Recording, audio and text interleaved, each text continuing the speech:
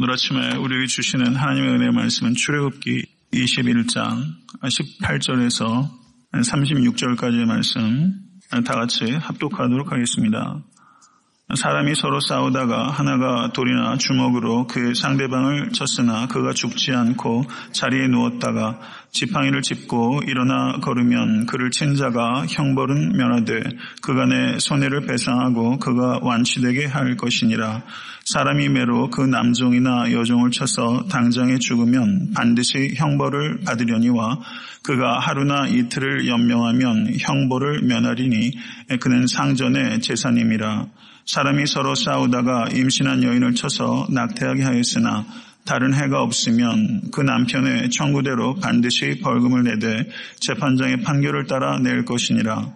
그러나 다른 해가 있으면 값되 생명은 생명으로, 눈은 눈으로, 이는 이로, 손은 손으로, 발은 발로, 된 것은 된 것으로, 상하게 한 것은 상함으로, 때린 것은 때림으로 갚을지니라.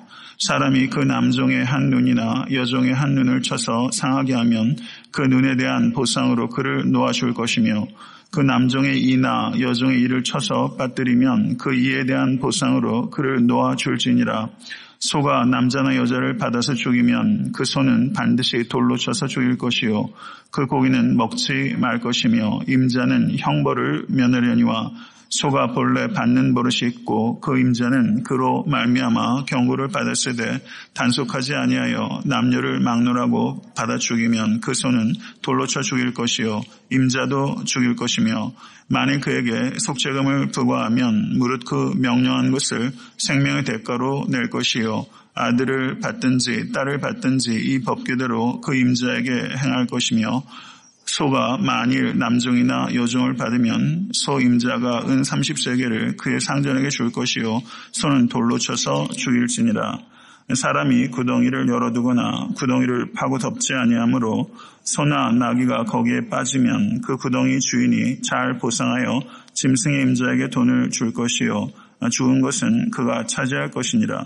이 사람의 소가 저 사람의 소를 받아 죽이면 살아있는 소를 팔아 그 값을 반으로 나누고 또한 죽은 것도 반으로 나누려니와 그 소가 본래 받는 버릇이 있는 줄을 알고도 그 임자가 단속하지 아니하였으면 그는 소를 갚을 것이요 죽은 것은 그가 차지할지니라. 아멘. 하나님의 말씀입니다. 오늘 본문 말씀 21장 18절에서 36절은 사람에 의해서 사람이 상해를 당했을 때 어떻게 보상할 것인가 하는 것과 짐승에 의해서 사람이 상해를 당했을 때 그리고 부주의하게 짐승이 손상을 입었을 때 그것을 어떻게 배상할 것인가 하는 문제에 대해서 삶의 일상 속에서 벌어질 수 있는 매우 세세한 규정들을 하나님께서 법령으로 이렇게 제시하고 있는 본문이다라고 볼 수 있습니다. 오늘 본 말씀 읽어서 아시겠지만 이것을 우리가 살고 있는 시대에 문자적으로 적용할 수 없습니다. 그러므로 오늘 본문을 통해서 우리가 생각할 수 있는 것은 이 법규들 가운데 있는 그 원리가 무엇인지를 우리가 이해하고 그리고 그 원리를 우리의 삶 가운데 어떻게 적용할 수 있을까 하는 것에 대해서 숙고할 필요가 있다고 보여집니다. 18절에서 19절의 말씀을 보시면 사람 둘이 서로 싸우다가 돌이나 주먹으로 서로를 쳤는데 피차 죽임을 당한 사람은 없고 상해를 당했을 때 회복하는 기간 동안 생활비와 치료비를 가해자가 피해자에게 지불해야 된다라는 것을 말하고 있습니다. 그리고 20절에서 21절을 보시면 종을 상해하였을 때 어떻게 할 것인가 하는 문제입니다. 주인이 자기 종이라고 할지라도 폭행을 해서 그 자리에서 즉사하게 되면 반드시 주인이 형벌을 받을 것이요 라고 말하고 있습니다. 그러나 이 형벌이 어떤 것을 의미하는 것인지에 대한 상세한 규정은 없습니다. 그런데 주인이 자기 종을 쳤을 때 그 자리에서 즉사한 것이 아니라 하루 이틀을 연명하였을 경우에는 주인은 형벌을 받지 않는다라고 기록하고 있습니다. 이러한 규정의 이유는 그 자리에서 직사하면 주인이 형벌을 받았는데 직사하지 않고 며칠 연명하게 되면 주인이 폭행을 한 것과 종이 죽은 것 사이에 직접적인 연관성이 아무래도 부족하기 때문에 형벌을 면할 수 있도록 한 것 같습니다. 물론 이와 같은 법령들은 우리가 지금 살고 있는 이 시대의 법정신에 따라서 이해한다면 매우 부족한 것이지만 그 당시의 문화와 역사 속에서 이해한다면 이것은 매우 파격적이고 앞서가는 법령이라는 것을 알 수가 있습니다. 여러분 잘 아시는 대로 아시리아의 함무라비 법전에 따르면 자기 종을 주인이 쳐서 죽였든 아니면 매우 심각한 상해를 가했든 그것에 대해서는 일절 조항 자체가 없습니다. 고대 근동, Near Eastern Society, 고대 근동 사회에서는 종에게 어떠한 위해를 가하고 상해를 가했던 그 주인이 그것에 대한 법적 책임 자체가 언급되어 있지 않습니다. 그러므로 오늘 이 종에 대한 상해 규정을 이해할 때 우리가 살고 있는 이 시대의 인권의 잣대에 비추어서 이해하는 것은 타당하지 않고 그 시대의 상황 속에서 보게 되면 오늘 본문의 말씀이 종의 인권에 대해서 당대 법에서는 찾아보기 어려울 정도로 매우 이례적으로 약한 자의 권리를 보호하고 있다는 것을 우리가 이해할 수 있습니다. 22절과 26절의 내용을 보시면 낙태에 대한 형벌이 기록되어 있습니다. 그리고 동태복수법, 눈에는 눈, 이에는 이, 생명에는 생명이라고 말하고 있는 동태복수법에 대해서 기록하고 있는 부분입니다. 사람들이 서로 싸우다가 우발적으로 아기를 임신한 여인이 그 자리에 있다가 잘못 육체적인 가해를 받아서 아이를 낙태했을 경우에 어떻게 할 것인가? 아이를 잃어버린 경우, 유산한 경우에 그것 말고 거기에 다른 부과된 해가 없으면 남편이 청구한 벌금을 반드시 지불하도록 하고 그리고 그 벌금을 지불할 때까지 재판관이 그것을 지휘 감독하도록 한다라고 말하고 있습니다. 그리고 만약 다른 해가 있으면 생명은 생명으로, 눈은 눈으로, 이는 이로, 손은 손으로, 발은 발로, 대운 것은 대음으로, 상하게 한 것은 상함으로, 때린 것은 때림으로 갚아야 된다라고 말하고 있는 여러 성도님께서 잘 아시는 동태복수법이 기록되어 있습니다.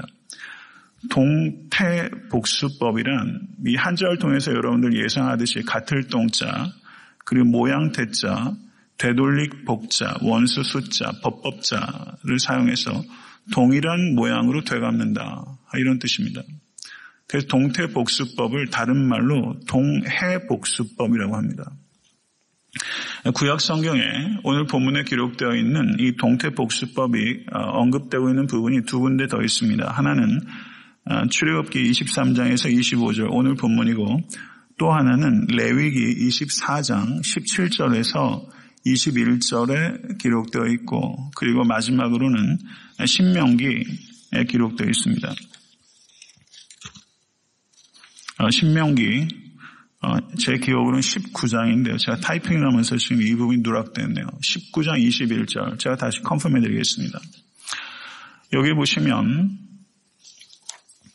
이렇게 동태복수법, 동해복수법을 우리가 이해할 때 이것이 굉장히 야만적이고 잔인하다라고 생각할 수 있는데 우리가 조금 더 생각을 하게 되면 개인과 개인 사이에 분쟁이 일어나거나 국가가 국가 간의 분쟁이 일어나도 현대사회에서도 이에는 이 하나에 이 하나로 복수하지 않습니다.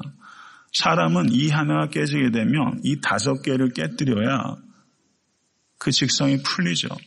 받은 만큼 되갚는 것이 아니라 되로받고 말로 준다는 표현이 있는 것처럼 우리가 사실은 국가가 국가 간의 전쟁이 벌어져도 받은 만큼 되갚는 것이 아니라 그것보다 몇 곱절을 쏟아부어서 다시는 도발하지 못하도록 공격하는 것이 요즘에도 있는 일 아닙니까?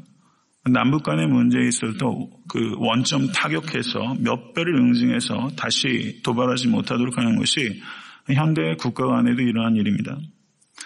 그래서 이 동태복수법 자체가 우리가 생각할 때는 매우 야만적이고 그리고 가혹하다고 생각할 수 있겠지만 사실상은 이 법 자체도 보복의 한계를 정하는 사실상은 매우 앞선 법이다라는 것을 알 수가 있습니다. 이전에는 피해 복수 원칙이 있었습니다. 만약에 우리 가문 중에서 누군가 한 사람이 살해를 당했다면 가문의 일원 전체가 그 가해자의 집안 자체를 아주 멸문을 시켜버릴 정도로 이와 같은 일들이 범람했고, 그리고 미국 사회에서도 이 서부 시대에는요, 그 미국 서부 영화, 그냥 전에인 나오는 그런 영화 말고 좀 더 리얼리티가 있는 서부 영화를 보게 되면 한 가족의 일원이 죽임을 당하게 되면 이게 안어에 해당되는 문제이기 때문에 가족 전체가 총을 들고 가가지고 가족과 가족 간에 싸움이 벌어져가지고 양쪽의 가족들이 거의 멸문에 당할 정도로 굉장히 심각한, 눈에는 눈, 이에는 이가 사실상 아니라는 거죠. 그러므로 그 오늘 본문에 기록되고 있는 동태복수법은 피해 보복의 원리를 끊고 보복의 한계를 정하고 보복의 악순환이 일어나지 않도록 그 고리를 끊는, 인류 역사상 법적인 진보에 있어서는 상당한 진보를 이룬 법이다, 이렇게 평가할 수 있다는 것입니다. 그리고 또 하나 중요한 것은 생명은 생명으로라는 것입니다. 이 당시에도 사회적으로 계층이 여러 계층이 있었습니다. 당연히 상전과 주인이 있었습니다. 그런데 여기에서 생명은 생명으로라는 법은 모든 생명이 동등하다라는 원리가 그 안에 있다는 것을 볼 수 있습니다. 동태복수법은 법 앞에서 만인이 공평하다 하는 이 법 정신을 최대한 구현하려고 하는 노력이 그 안에 있는 것이라고 평가할 수 있다는 것이죠. 그래서 하류 계층, 사회의 소외 계층을 상류층의 억압과 폭력으로부터 그 하류 계층을 어떻게 해서든지 최대한 보호하려고 하는 그런 법 정신이 이 동태복수법에 있다라고 볼 수 있습니다. 이 동태복수법이 가지고 있는 가치를 우리가 평가하기 위해서 그 함무라비 법전에 나온 내용과 좀 비교할 수 있습니다. 함무라비 법전에도 이 동태복수법이 기록되어 있는데 함무라비 법전에 나오는 동태복수법과 오늘 출애굽기와 레위기와 신명기에 나오는 동태복수법은 내용적으로 큰 차이가 있습니다. 함무라비 법전에는 상류층이 가해자일 경우에는 금전으로 보상을 할 수 있도록 하고 상류층이 피해자일 경우에만 동태복수법을 적용했습니다. 이게 무슨 말인가 하니 함무라비 법전의 그 항목을 제가 읽어드리겠습니다. 만일 귀족이 다른 귀족의 눈을 실명시켰다면 그들은 그의 눈을 실명시켜야 한다. 만일 귀족이 다른 귀족의 뼈를 부러뜨렸다면 그들은 그의 뼈를 부러뜨려야 한다. 만일 귀족이 평민의 눈을 손상시키거나 평민의 뼈를 부러뜨렸다면 그는 은 한 미나로 배상해야 된다. 돈으로 갚을 수 있도록 한 것입니다. 그러므로 오늘 출애굽기에 기록되어 있는 동태복수법과 함무라비 법전에 나오는 동태복수법은 외견상으로는 매우 흡사해 보이지만 내용적으로는 차이가 있는 것입니다. 하나님께서 이스라엘 백성에게 주신 이 동태복수법은 경제적 혹은 사회적 지위에 따라서 다르게 적용하는 것이 아니라 모든 계층에게 생명에는 생명으로라는 원칙을 적용해서 보다 평등한 법정신을 구현하고 있다라고 볼 수 있는 것입니다. 상류층도 힘이나 돈으로 해결할 수 없는 문제가 있고 상류층도 반드시 그만한 대가를 치러야 한다는 것을 명시적으로 나타냄으로 인해서 상류층의 그런 폭압 그리고 폭력으로부터 약자를 보호하려고 하는 법정신이 이스라엘의 동태복수법에 반영되어 있다, 이렇게 볼 수 있다는 것입니다. 그리고 25절과 27절을 보셔도 주인이 종을 때려서 눈과 이를 상하게 했을 경우에 그 종에게 자유를 주어서 방면하도록 한다. 이게 얼마나 앞선 법인지를 한번 생각해 보십시오.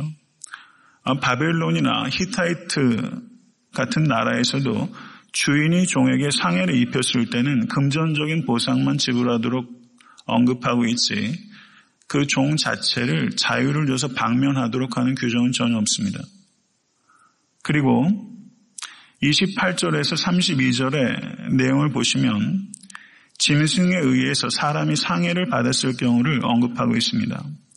소에 바쳐서 사람이 죽게 되면 그 소는 반드시 죽이고 그 고기는 먹지 말며 소 임자는 형벌을 면하도록 한다. 이렇게 말하고 있습니다. 그런데 이 소가 사람을 받는 그 못된 버릇이 있어서 그 소 주인에게 그 소의 버릇에 대해서 경고를 받았는데도 불구하고 이 소 주인이 소를 잘 다스리지 못해서 사람이 죽게 되면 그 소 주인도 죽인다라는 내용이 기록되어 있습니다. 그리고 만일 소에 바쳐서 죽은 그 사람의 가족이 그 가해자를 죽이지 말고 대신 피해 보상을 받기를 원하면 그 경우에 한해서는 피해 보상을 받도록 한다라고 언급하고 있습니다. 제가 지난번에 말씀드렸던 것처럼 이러한 그 법에 따라서 형벌을 받은 사람의 내용이 사실은 구약성경에 거의 기록되어 있지 않기 때문에 이 법 자체가 실효적으로 적용이 되었을까 하는 것은 또 다른 과제지만 이 법에서 우리에게 강조하고 있는 바는 생명의 중요함에 대한 강조라고 볼 수 있습니다. 31절에서 34절을 보시면 가축에게 발생할 수 있는 여러 가지 상황들에 대한 보상법을 언급하고 있습니다. 구덩이를 파고 덮지 아니해서 소나 나귀가 거기에 빠지게 되면 구덩이 주인이 손해를 당한 사람에게 돈으로 배상해야 하고 죽은 짐승은 구덩이 판자가 갖도록 합니다. 그런데 한 사람의 소가 다른 사람의 소를 받아 죽이게 되면 산소도 팔아 그 값을 반으로 나누고 죽은 것도 반으로 나누도록 했습니다. 그런데 그 소가 받는 버릇이 있다면 그리고 주인이 그것을 알았는데도 불구하고 단속하지 못하게 되면 다른 사람의 소를 죽였을 경우에 그 가해자가 자신의 소를 피해자에게 주고 죽은 것은 갖도록 규정하고 있는 법 규정입니다. 이런 여러 가지 내용들을 볼 때 그 사람의 생활 가운데 벌어지고 있는 굉장히 상세한 국면들을 세세하게 법으로 이렇게 안전장치를 만들고 있다는 것을 우리가 볼 수 있습니다. 저는 이제 그 말씀을 맺고자 합니다.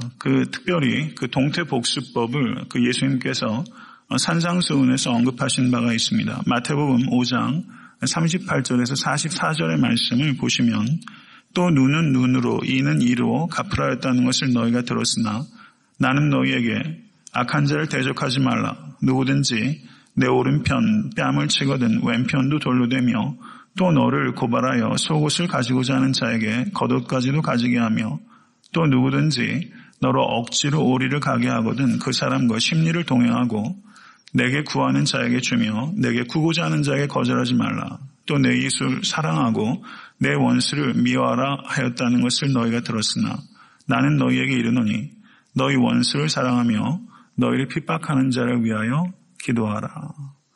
하나님의 말씀입니다.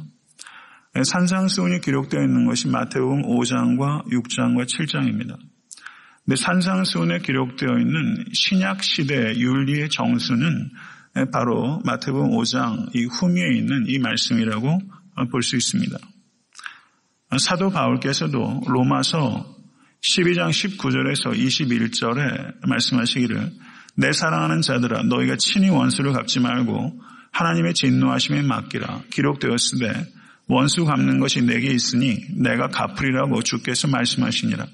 내 원수가 줄이거든 먹이고 목마르거든 마시게 하라. 그리함으로 내가 숯불을 그 머리에 쌓아 놓으리라. 악에게 지지 말고 선으로 악을 이기라. 사도 바울의 말씀입니다. 성도 여러분, 제가 드린 말씀의 요지는 동태복수법이 함무라비 법전과도 외형적으로는 매우 유사하지만 그거보다 훨씬 진전된 법이라는 것을 말씀드렸습니다. 그러나 예수 그리스도께서 이 땅에 오신 후에 신약시대의 윤리는 동태복수법보다 훨씬 진전된 법입니다. 성도 여러분, 용서는 참으로 어려운 것입니다. 용서는 자연인의 본성으로 할 수 있는 것이 아닙니다.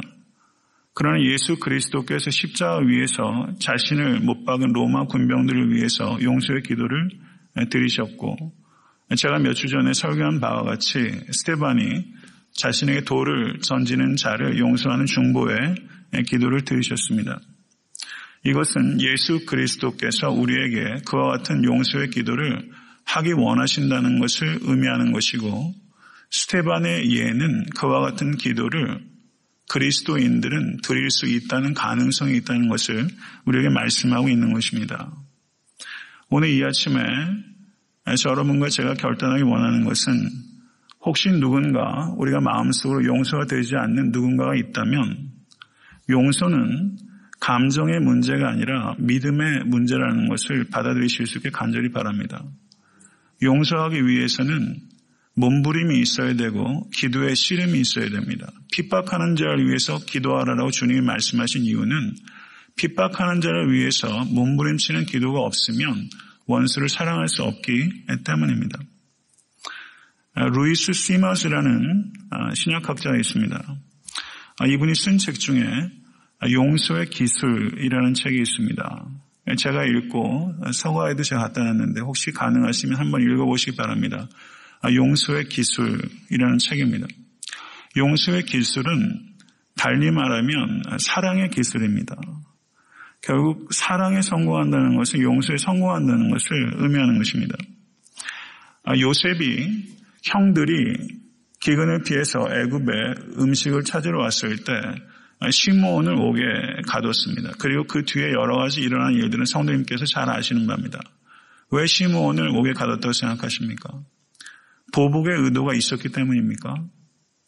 전혀 그렇지 않을 것입니다. 요셉은 처음부터 형들을 용서하겠다는 생각을 기본적으로 가지고 있었던 사람입니다. 그렇지만 이 아까 말씀드렸던 것처럼 루이스 시머스가 쓴 책의 제목처럼 용서의 기술을 가지고 있는 사람이고, 형들에게 그와 같은 과정과 절차를 통해서 형들이 한 일들을 하나님 앞에서 되돌아볼 수 있게 하고 진심으로 회개하게 하고, 그리고 그것에 기초해서 요셉과 보다 건강하고 미래지향적인 관계를 맺기 위한 요셉의 용서의 기술이 거기에 있는 것입니다.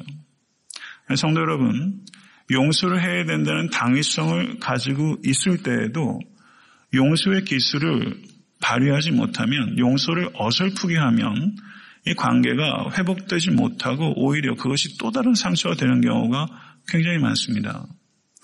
용서를 하기 위해서는 지혜가 필요합니다. 오늘 이 아침에 지혜를 구하실 수 있는 여러분과 제가 될 수 있게 되기를 간절히 바랍니다. 용서는 근본적으로 하나님에 대한 믿음이 있을 때 하려고 하고 할 수 있는 거룩한 행위입니다. 에베소서 5장을 보면 imitators of God, 하나님을 본받는 자가 되라고 말씀하시면서 그 중에 대표적인 것이 용서에 대해서 언급하고 있습니다. 하나님을 본받는 성도 되실 수 있게 간절히 바랍니다. 하나님을 본받기 위해서는 결국은 용서를 배워야 되는 것이고, 저를 한번 따라하시죠. 가정과 교회는 용서의 훈련장이다. 가정과 교회는 용서의 훈련장이에요. 그런데 가장 용서하기 어려운 사람이 어디 있어요? 가정에 있고 교회에 있어요. 가정과 교회에서 용서를 훈련하지 못하면 원수를 사랑하고 핍박하는 자를 위해서 기도하는 것은 불가능한 겁니다. 가정과 교회에서 용서를 훈련해야지만 원수를 사랑하고 핍박하는 자를 위해서 기도하라는 주님의 말씀이 하이퍼볼리, 과장법이 아니라 이게 진짜 우리에게 주어진 real ethics라는 것을 받아들인다면 가정과 교회에서 용서의 훈련장을 삼으실 수 간절히 바랍니다. 말씀을 맺겠습니다. 용서는 설교하기 어려운 주제입니다. 설교하는 것처럼 용서가 쉽지 않습니다. 제게도 마찬가지입니다. 그 수용소 군도라는 걸작을 쓴 그 러시아의 대문호 솔제니친, 그 사람은 신실한 그리스도인입니다. 이 솔제니친이 이런 말을 했습니다. 인간과 동물의 차이는 사고력이 아니라 회개와 용서의 능력이다. 깊이 있는 말입니다. 인간과 동물의 차이는 사고력이 아니라 회개와 용서의 능력이다. 용서를 통해서 인간은 더 인간다워지고 용서를 통해서 성도는 더 성도다워지는 것입니다.